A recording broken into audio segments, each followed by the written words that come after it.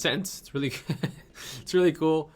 Hey guys, welcome back. So I'm actually going to introduce you all to another feature update. So sit back and relax. Now this feature update, again, just came out. So right here, you guys see I have these images right here. Now, if you want to be able to have people click on your picture and have an image like that pop up, I'm gonna show you how to do that. In fact, you can actually go ahead and change all of the colors when they actually click on it.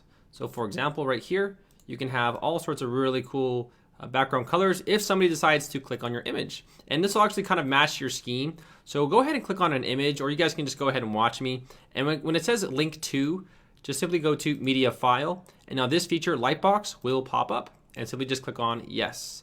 Now there's also another global feature right here under global settings, which will have all of your images have this. So opens a lightbox, or opens all image links that will have a lightbox pop up.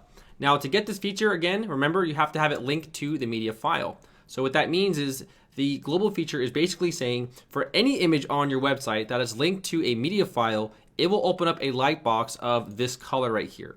So global settings, lightbox, and for example, put this one right here. So now basically, if I click on any of these images right here, it's always going to have this cool little light box. And this also works for the gallery module. So this will, if you want to have people scroll through your images, you can go ahead and use the gallery module as well. And that will basically display all of the images where, they can click on it. So it'd be this module right here, the image gallery. And again, they can go through and scroll all of the images. All the images that you put inside the gallery, this will work as well, okay? So it's a really cool feature update they added, and they just released it. So if you guys are watching this today, congratulations, you guys are ahead of the game. So make sure to check out the feature updates. And also, if you don't want like all of the images on your website, if you don't want it global, you can go ahead and disable the global feature, so global settings, and turn this off.